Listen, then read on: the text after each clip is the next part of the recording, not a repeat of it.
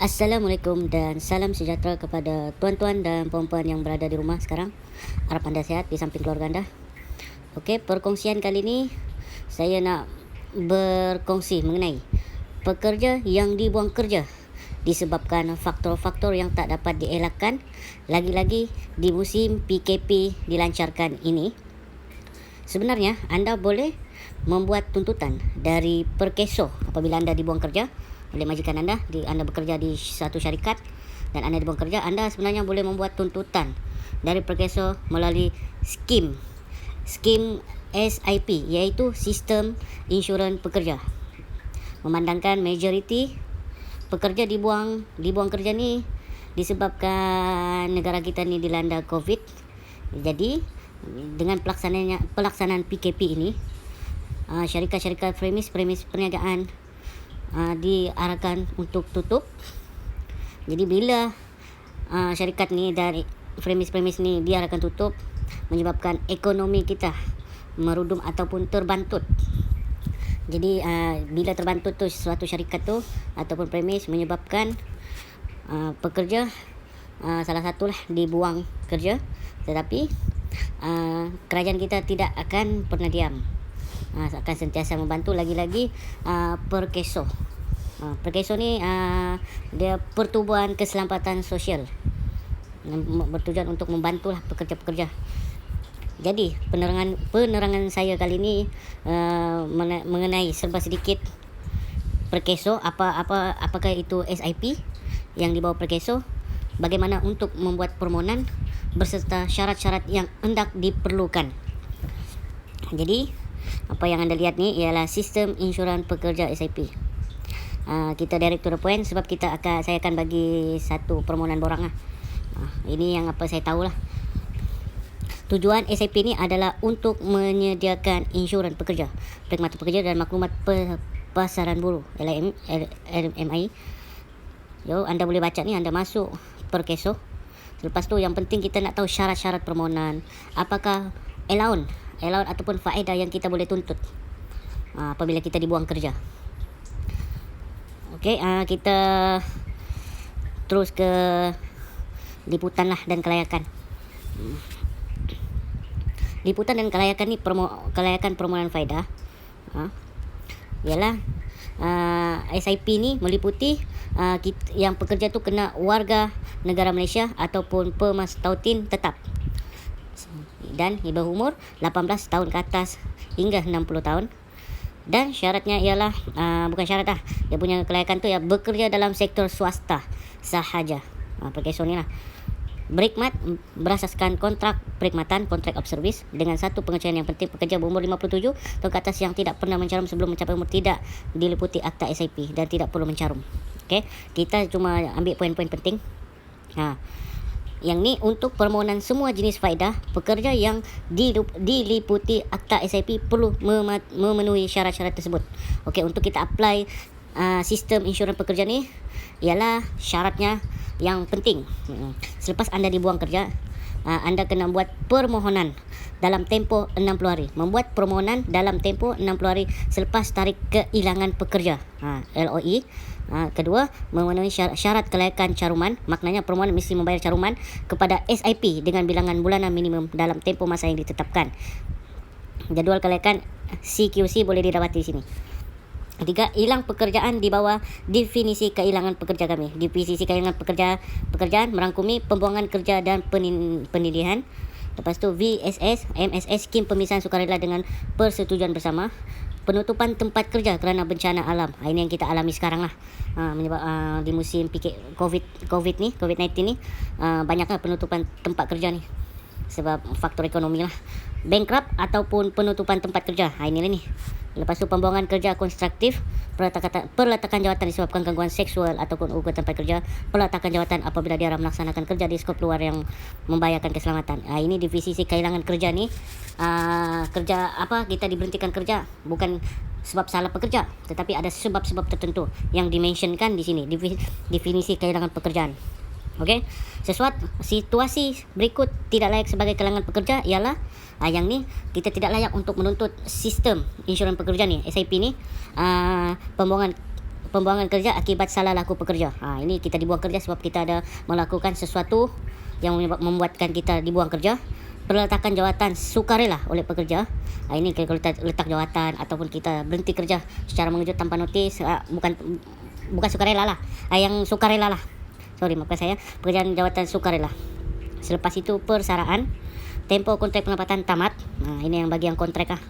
Ini situasi yang tidak layak untuk memohon SIP disebabkan disebabkan ni lah tingkah laku kita sendiri, kita letak jawatan secara sukarela, tempoh kontrak perkhidmatan tamat dan persaraan.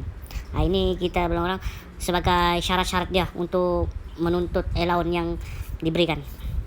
Okey, yang ini liputan dan kita masuk dulu jenis-jenis faedah. Jenis faedah merangkumi ada 5 lah. SIP ni sebenarnya dia menawarkan 2 jenis faedah. Faedah berbentuk kawangan dan faedah bantuan pencarian pekerjaan. Yang ini jenis kawangan ni ada 5. Elon mencari pekerjaan, anda boleh baca. Elon pendapatan berkurangan, iuran latihan, elon bekerja semula awal. Jadi anda boleh baca ni, anda masuk laman web Perkeso, anda boleh baca skim jenis-jenis faedah. Jadi saya nak belum orang mention yang penting-penting saja. Dan kita cuba faham layakkah atau macam mana untuk permohonan ini. So sebelum tu kita ni tengok dulu bagaimana berapa yang kita dapat untuk tuntutan tersebut.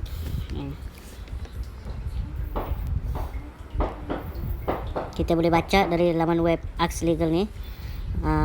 Yang ni, kalau korang hilang kerja dan memenuhi syarat yang diperuntukkan, korang layak terima faedah pengangguran di bawah SIP ni lah, allowance mencari pekerjaan, EMP. Namun masih ada had untuk jumlah yang korang akan terima itu. Jumlah yang diberikan itu akan dihadkan pada gaji yang diandaikan lah, sebanyak RM4,000. Jadi walaupun korang dapat gaji lebih dari 4,000, korang cuma paling maksimum 4,000.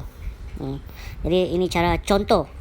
Ini contoh, katakanlah gaji anda ialah 3,569, tapi gaji bulanan anggapan korang adalah 3,5. Ini cara dia punya sedikit penerangan berapakah jumlah tuntutan SIP ni. Contoh gaji anda 3,569, tapi yang beranggapan anda yang dianggapkan lah 3,5. Bulan pertama anda terima 80%, bulan kedua 50%, bulan ketiga 40%, bulan kelima dan keenam 30%. Harus diingat skim ni, skim bayaran ni kita terima dalam minimum 3 bulan dan maksimum 6 bulan. So bila gaji anda 3,5, anda ni lah darab 80% ni, anda akan dapat untuk bulan pertama 2840 sehingga menjadi 30%. Dan dia bersyarat juga, tapi ada juga syarat tambahan untuk terus menerima faedah ini. Sebaik saja korang dapat allowance bulan pertama, korang kena buktikan yang korang dah aktif mencari kerja baru untuk mendapatkan faedah untuk 2 hingga 5 bulan berikutnya. Jadi untuk bulan pertama tu dan bulan kedua, bila nak untuk kita layak lagi kita kena committed untuk mencari kerja baru lah. Kita sertakan bukti-bukti lah. Okey. Selepas itu ya kita baca sedikit lah. Sebab yang ni lebih kepada kita nak pengetahuan kita dulu, baru kita buat permohonan senang saja. Kalau korang diberhentikan kerja, korang bolehlah pergi ke laman web Sesawang Perkeso. Ini laman web Perkeso nanti. Tapi korang kena pastikan yang permohonan itu dibuat dalam tempoh 60 hari. Ini yang paling penting lah, 60 hari setelah hilang pekerjaan. Lebih dari 60 hari anda tidak layak untuk mendapatkan SIP ini. Jadi ini dokumen-dokumen yang anda kena sediakan. Salinan kad pengenalan, bukti kehilangan pekerjaan, contoh surat penamatan pekerjaan. Ini apabila anda diberhentikan kerja, kena ada surat lah. Itu salah satu yang benda wajib. Dan salinan maklumat akaun bank, akaun duit masuk lah. Selepas tu slip gaji untuk 6 bulan ke belakang, bukan ke depan, ke belakang.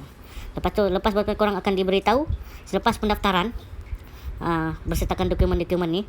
Lepas tu Perkeso sendiri akan emailkan kepada anda sama ada permohonan tu diterima ataupun tak. Okey. Yang ni dia punya syarat. Yang kita terus masuk ke cara untuk mohon. kita masuk permohonan. Kita masuk Perkeso. Keluar seperti ni. Anda boleh baca ni, sebab ini pelanjana semula ekonomi negara. Anda boleh baca program pengekalan pekerja, program subsidi upah. So, permohonan, sekejap ya. Permohonan Anda boleh masuk. Ini sini permohonan. Anda klik ni, Perkeso, Anda cari SIP pekerja ni, Anda klik cara permohonan. Ini permohonan hanya permohonan di atas talian pun boleh. Tapi kena sediakan dokumen-dokumen, scan, standby untuk kita upload ke permohonan ini. So, dokumen yang diperlukan ini ada 4 salinan ni. IC anda, bukti kehilangan kerja, salinan maklumat akaun bank, slip gaji untuk 6 bulan sebelum tarik kehilangan pekerjaan. Ini anda boleh baca. Jadi untuk permohonan tu anda boleh klik di sini. Klik di sini. Akan terpapar seperti ini, permohonan untuk faedah. Anda kena baca dulu lah terma dan syarat. Permohonan daklah dimukakan dalam tempoh 60 hari dari tarik kehilangan pekerjaan. Itu dia memang mention sila semak dan simpan slip permohonan setelah permohonan diantar. Dokumen asal mestilah dibawa bersama semasa perjumpaan dengan Perkeso. Akan berjumpa nanti. Sebarang pertanyaan atau masalah boleh menghubungi Perkeso lah. Ini dia terma dan syarat dia, anda boleh baca terus. Tapi untuk permohonan, bila anda dah ready, dokumen-dokumen apa semua dan anda berkelayakan memenuhi syarat yang dikendaki untuk permohonan SIP ini, anda klik setuju. Anda just masukkan detail anda. Nanti saya akan bagi link permohonan secara manual. Maksudnya cara-cara untuk membuat permohonan yang saya akan tunjukkan di sini. Panduan permohonan. Ini panduan permohonan untuk mengisi borang tadi. Anda boleh zoom. Inilah syarat-syarat dia tadi.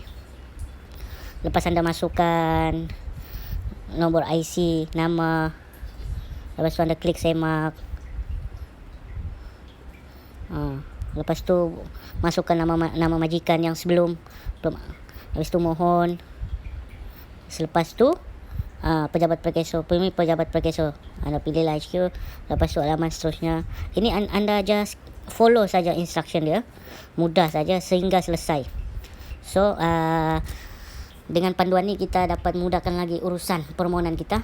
Jadi penerangan saya ni just untuk memberi fahaman, walaupun ada yang kurang faham. Yang kurang faham tu anda boleh tinggalkan di komen, ataupun anda boleh berhubung terus dengan Perkeso.